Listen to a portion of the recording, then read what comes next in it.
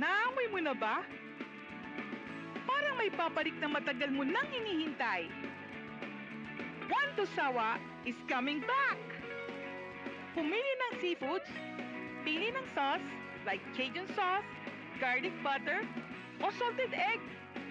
Pwedeng iprito, steam, o i-grill. Ikaw ang boss!